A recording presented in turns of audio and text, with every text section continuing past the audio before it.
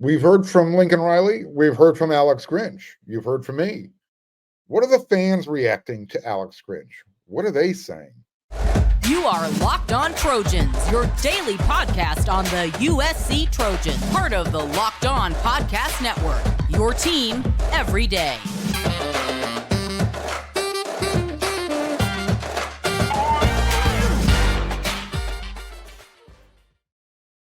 Hey, fight on, everyone. I'm your host, Mark Culkin, and thank you for making Locked On USC your first listen every day.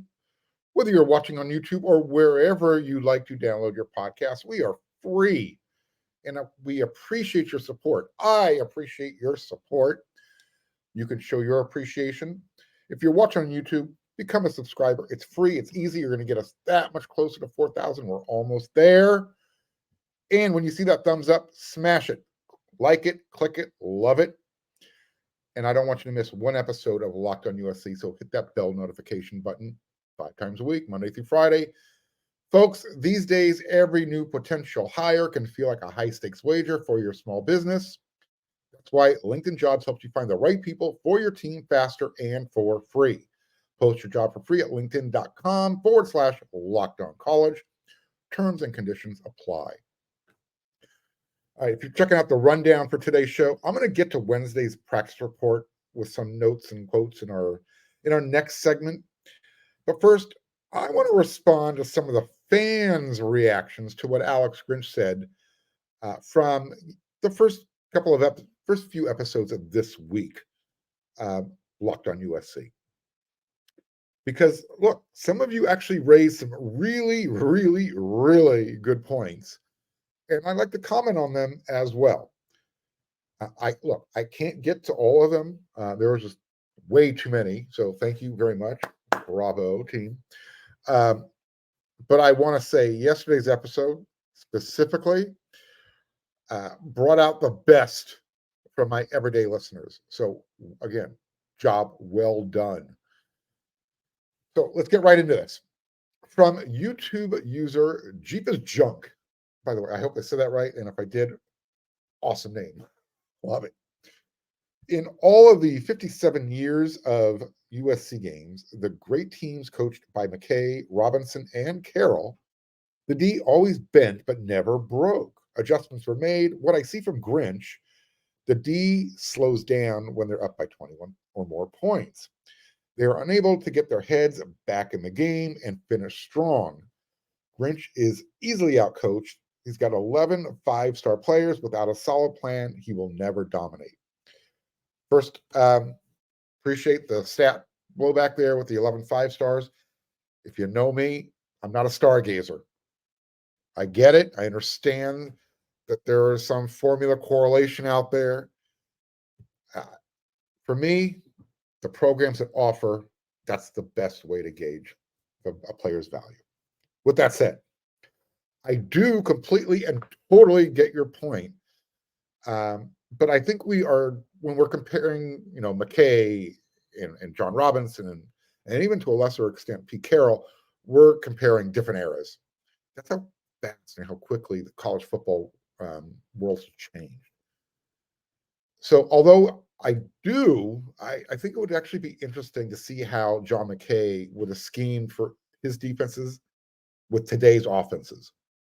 That would have been really interesting. And as far as Pete Carroll, he was married to Monte Kiffin and that cover 2, because I remember how frustrated a lot of Trojan fans were watching the defense having to work as hard as they did.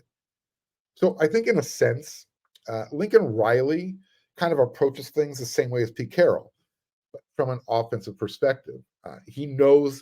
Lincoln Riley knows that he has the best talent on that side of the ball in 98% of the games he's going to play, if not more.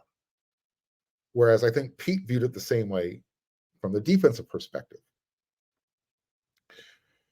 Try and remember that what I just said there, because when I get to the practice report, I asked somebody about how much time Lincoln pays attention to defense. I'm going to come back to that a little bit in the show. From YouTube user Herman Lamas. Mark, stressed out and defense, ? Not really. It's the first game of the season, and we need to allow it to play out. The coaches played 72 players, Mark. 72 players. Any team is going to have some broken plays when you don't have cohesiveness overall. I feel that the 72 roster of players that played did pretty well. It looked a whole lot better than last year's. That's for sure. I think we're going to be fine. We need this team to develop and find its rotations and gel. I completely agree with Herman about the point with playing the 70-plus players, as well as, 43 of whom played at least 10 snaps or more. So that does make cohesiveness and consistency challenging when you're rotating that much. With that said, I do think it kind of feels like a missed opportunity to look better than the team did defensively last year in situations that they struggled with. So just from that point of view, I think because of those breakdowns, from an optics point of view, I think it hurt. From one of my everyday listeners, viewers, Lloyd Cady, Grinch talks a good game, but it doesn't show up on the field. Maybe he should simplify it a little. Grinch's record speaks for itself, and it's not very impressive. Smart man, Lloyd. No argument. Because Alex, look, he does sound like a football coaching mensa when he talks. Very intelligent. He knows what he's talking about. I have zero doubt about that. And I think in theory, what he wants to do, it sounds great. But it's a defense that requires almost perfection on every single snap, at least from an execution standpoint. You saw what happens if a player like Bear Alexander, gets out of his rush lane. It just opens things up. If Mason Cobb, if he gets outside of his gap, just one or two steps can make a whole difference when you have to chase a quarterback. And I'm just pointing out, veteran players, finger quotes, that know that these things are really fixable. Just get more comfortable in your role with the new defense. And here's the thing. Let's give partial credit to Alex Grinch, because he almost admitted 100% that he should not have made that call, that cover 2 call, where he put Damani Jackson in a bad situation at the end of the first half. He just hadn't seen enough of that type of play with experience to ask him to do that. This one comes from one of my harshest critics. If you read any of the comments, you might recognize the name Jordan Belfort. But this everyday listener, and he listens every day. He's the kind of guy who's going to keep me on my toes. And I like that he can. What I really like is that he can take the same energy back with my criticism of his takes that he gives out. I could really appreciate that. With that said, dial it back just a little bit. Anyways, this is what Jordan had to say. Good show today. I totally agree with the first segment. And yes, I rewatched the game several times, and I agree that from a personnel standpoint, we look light years ahead of last year. However, I still think we are too complicated in our scheme and calls. I don't think we're going to reach our full potential until we get a new scheme. And this is where I think Jordan and I are in 100% complete agreement. And I mean, that's really at the root of the problem. The Jimmies and the Joes, they're here now. They Lincoln and Alex Grinch and the whole coaching staff, they've hit the transfer portal. They found their weaknesses and they addressed them. But even Grinch had to begrudge, like I mentioned just a moment ago. Grinch had to, kind of begrudgingly admit that, he put his players in tough situations. And the first game of the year, maybe you're not ready to do those types of exotic things. Work on the base stuff first. This one came from Cecil Cox. If USC's defense continues to resemble last year's defense, then we shouldn't be surprised to see highly rated defensive players go elsewhere because they want to be developed. I would like to think that numerous substitutions didn't allow for cohesion. This was literally my biggest concern from the defensive performance this past Saturday. And I don't know how much we'll get to take away from whatever happens this coming week against Nevada, because look, the Wolfpack are just a really bad offensive team. So when you have players out there that USC is recruiting, like an Aiden Breland, and I think they're still going hard after Kingston Viliamuasa, as well as others, who are on the fence about, how USC develops defensive players. But despite that final score and just a handful of bad plays, the optics are what they are. So the lack of cohesion, I think, does play a bigger part if you are an offensive player, um, especially if you play offensive line. So to that point, I this is where I think I disagree a little bit. I just think what Grinch, when he called for plays that weren't necessary in that moment or that time. So where we do agree is just sometimes just showing you're better by doing the basic stuff is a great selling point to the freshmen. So yeah, rotation does make consistency and cohesion more difficult. But the other side of the coin, if you got freshmen, you got recruits out there that are saying, hey, you know what? They play freshmen. It's kind of, mock nicks. It's a German thing. Half, six in one hand, half a dozen in the other. That type of thing. Now, what we really want to get is we just hope that the players execute their assignments. I mentioned like Bayer staying in his rush lane, Cobb not trying to do too much. So seeing the freshmen play, that's a great selling point. Once all those things come together, I think everybody would be happy. I'm going to do more of this fan reaction stuff each week. And you don't have to agree with me to have a good point. In fact, I like alternate points of view. So keep it coming. We'll make this a regular part of the show every week. But audience participation, you got to bring it. Talk to me.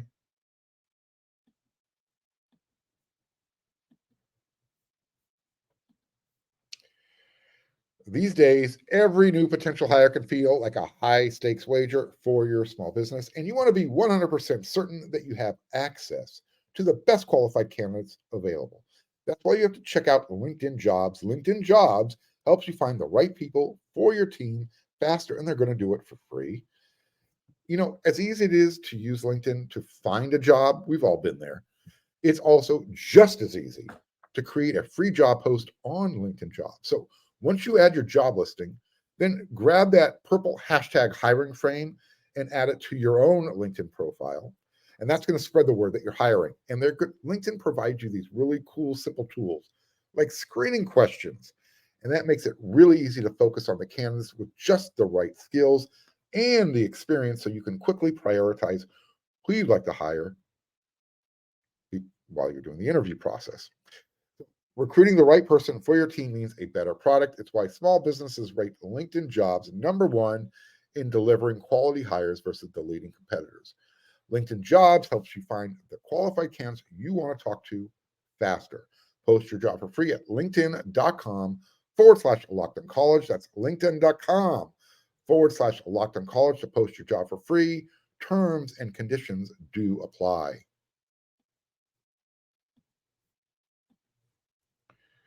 All right, college football season. It's here.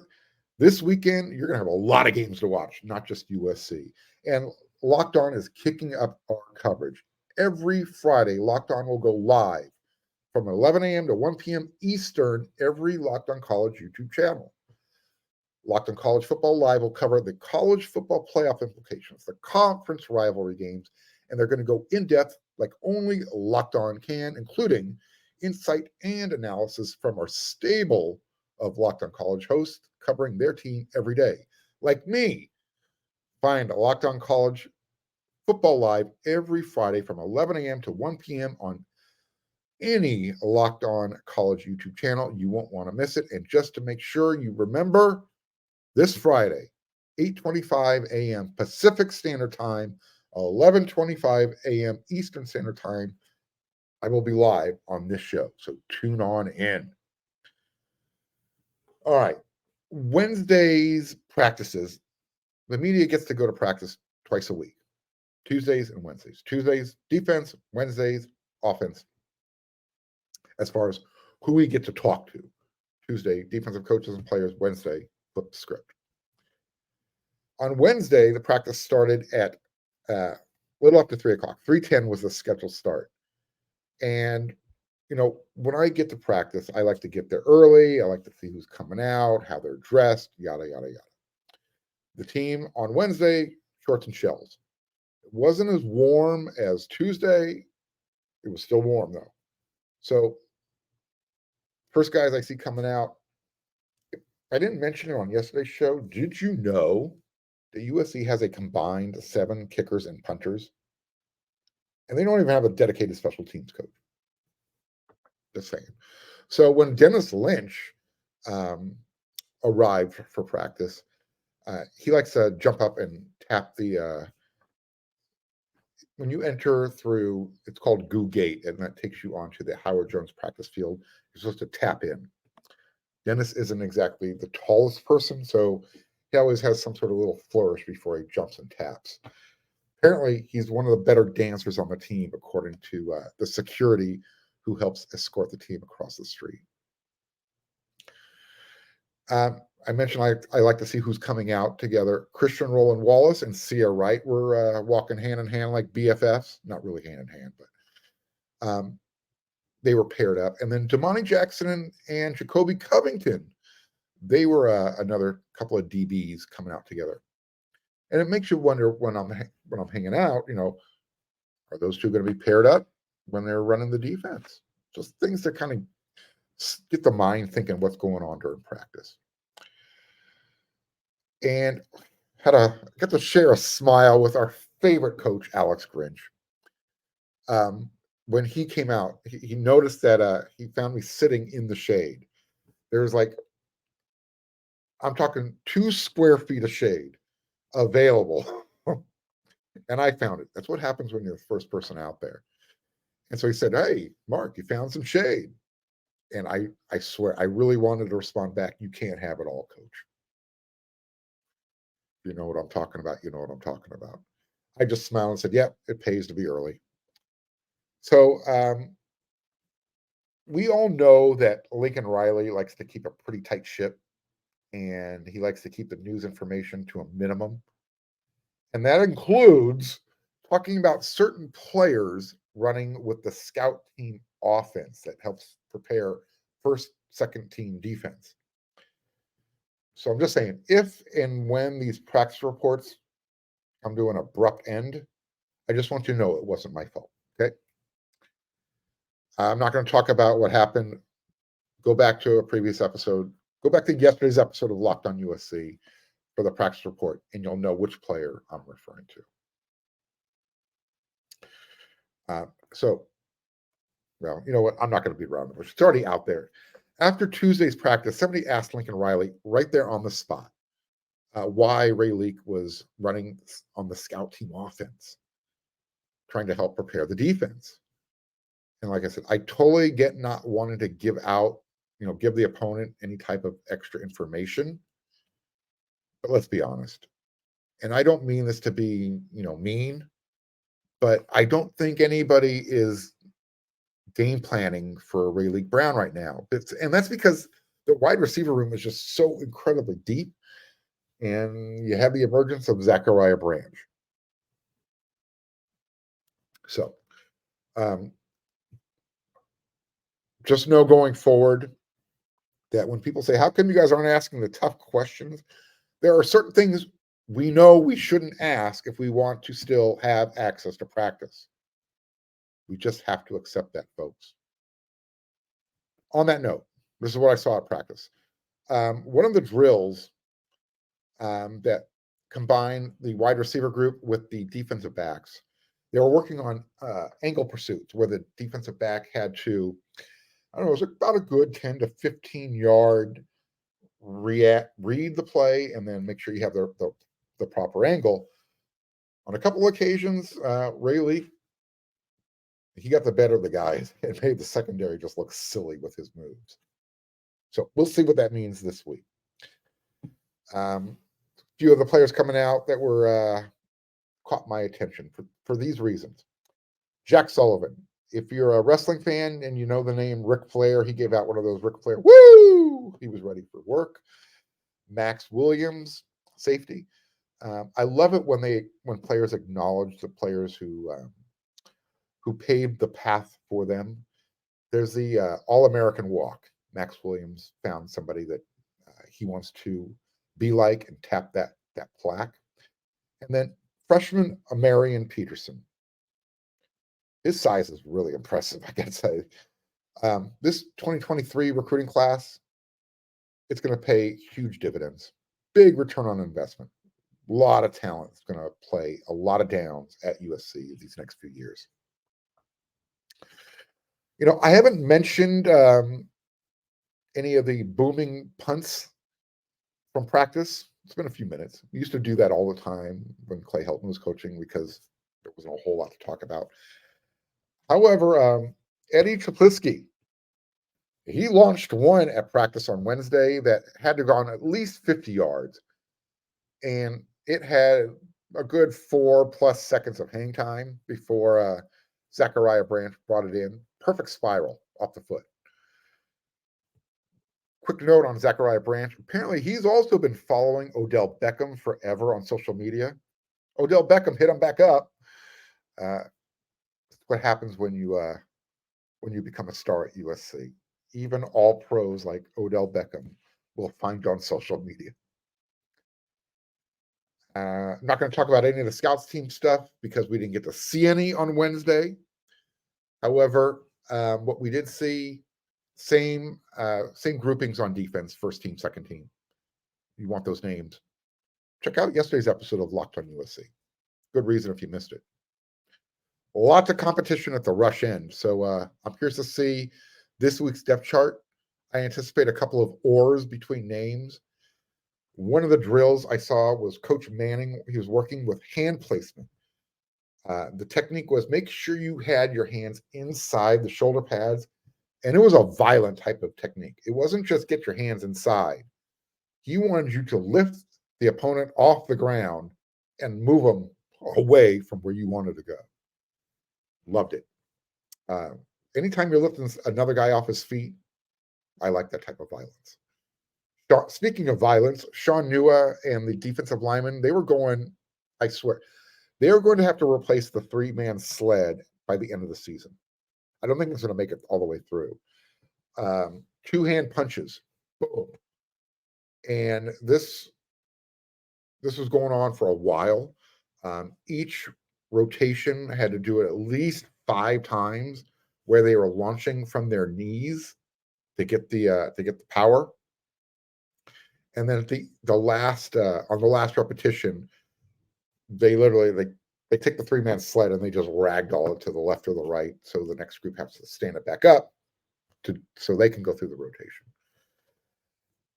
Funny moment, and I really hope Coach Brian Odom doesn't hold any grudges, because during one of the linebacking drills, Rajon Davis, he planted Coach Odom on his backside. It was a tackle drill, and I think Odom was a little bit off balance when Rajon hit him. But yeah, Brian Odom hit his butt. It's all right. Good stuff. I saw a smile. And then again, Alex Grinch is the defensive coordinator, but Lincoln Riley is the head coach. I talked about this in the previous segment. I was told, I asked somebody, a source who gets to watch all of the practice, how much time Lincoln Riley spends between defense and offense. And that he spends pretty much an equal amount of time bouncing back and forth between the offense and the defense when the guys are going through their 11-on-11 periods. So just to let you know, Lincoln Riley is involved with the defense. I asked Coach Henson after practice. I did ask him a question, but one of the first questions he was asked was if he has a better idea who the starting 5 will be. And I kind of get the impression that he's an old school boxing fan, because he was describing the competition like a 15-round championship prize fight, and they're in the 13th round. He said, Quote, I'm waiting for somebody to quit throwing body blows and throw some knockout punches. He's looking for somebody to say, it's mine. Game over. There was a really cool sentimental moment when Gino Quinones talked with the media. He had his first start at the Coliseum last week, and his family was in the stands. Gino has not been back home to Hawaii in over a year and a half.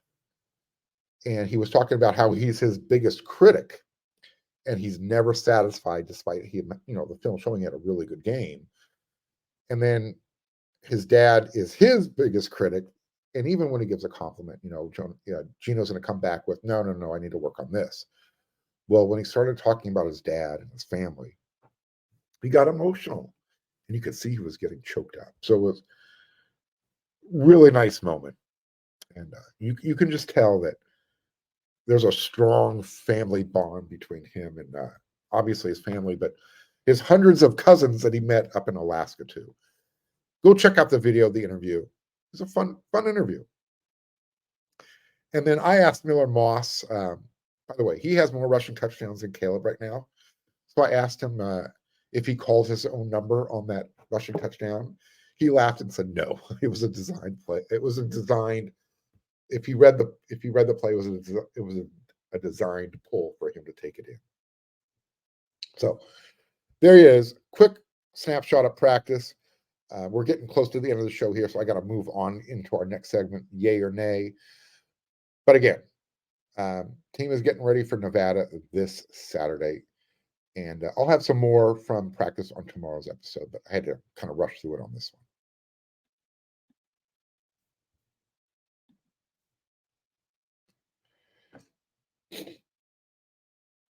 All right, you see here, getting into the third segment. We did this last week, and we're going to continue to do it every Thursday before USC plays their game on that weekend. I'm going to offer up some yay or nay type of game predictions with, and I'm going to add a little bit of a different view and a unique take to it. So, if fans keep score, tell me how well I did. Now, this week, the Trojans are going to hold Nevada below 21 points for the game. Yay. Okay. If you remember last week, in last week's yay or nay, I predicted that USC's defense would not be able to hold the Spartans below 20 points. However, my final score prediction was 63-23. So that 56-28 final result is actually much closer to what I predicted, and it probably would have been a lot closer if it wasn't for a couple of questionable calls. Self-inflicted wounds, so to speak. But again, that's what happens when one or two plays don't go as planned. Now, in 2022, the Wolfpack averaged just under 19 points per game, 18.8 per game. And that was their second fewest in their 31 seasons at the FBS level. They also ranked in the bottom 10 of the nation with pass efficiency, and they were in the bottom 15 in rushing yards per attempt. I mean, look, they're just a bad offensive team, and I don't think they got that much better, even with some players coming over from Power 5 programs from Oregon, John Jackson from USC. I'm so confident in USC's defense that even Lincoln Riley, if he chooses to play the entire roster again, look, unless the Wolfpack's offense has gotten better than Alex Grinch's defense during the offseason, I think USC is going to pass the test this week. The Trojans defense will produce at least 2 turnovers. Yay. One of the defensive strengths last year was leading the country in takeaways. Well, after practice during this week, Jamil Mohammed talked about the differences between a turnover and the extra opportunities they create for USC's offense. But, Mason Cobb, he was talking about how they want to get the defense off the field as quickly as possible by getting a bunch of 3 and outs. They did that on Saturday against San Jose State. What they didn't do, though, was create any turnovers. So imagine how much better Alex Grinch's scheme will look when both of those postulates kind of come together. It's going to happen this game. I mean, USC's defense, they ate the turnover bagel against San Jose State, so I think they're going to get at least 2 this game. Caleb Williams will have another 4-touchdown game performance. Yay. This is what I said last week. Caleb Williams will throw for 4 touchdowns and pass for over 250 yards. Yay. And I believe Superman will accomplish that feat in the first half of the game. Again, that's what I said last week. So I was half right. So, and if this was a parlay card, I lost. Hopefully, Caleb only has to play the first half of the game this time. And that way, I think Miller Moss can play even more in the second half. And that will give even Malachi Nelson some better opportunities to play down the stretch where it's not the last 2 or 3 minutes of the game. So I do think this time, I think Caleb gets his 4 touchdowns in the first half. I'm confident.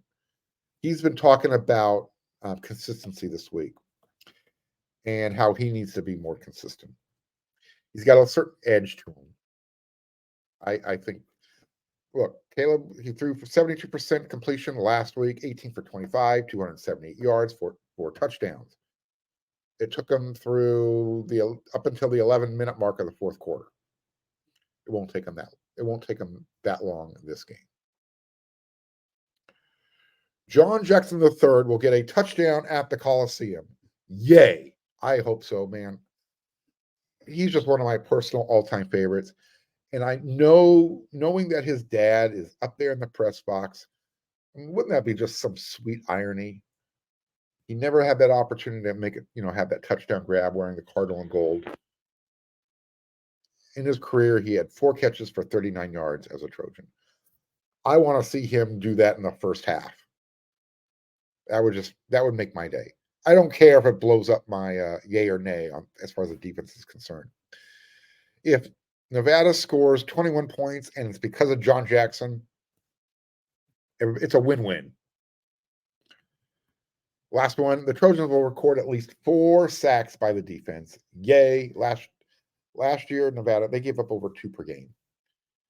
And look, with all the shade the defense took for for a pretty good performance, considering everything that took place in the game with all the player rotations, a few of the poorly executed plays and play calls, 56 to 28 still happened, guys. So, USC still had room for improvement. Get a couple of turnovers, get 4 sacks. That's not all we need, but that'll show signs of improvement from the defense, as well as what we're looking for. Keep tackling. We just want to get better each game, because the longer it goes, the better we get, right? That's the team motto. I'm going to be back with another episode of Locked On USC tomorrow, because that's what we do 5 times a week. We'll have the Friday rant, and I'll find some other cool nuggets to talk about. So until tomorrow's episode of Locked On USC, everyone, you know what to do.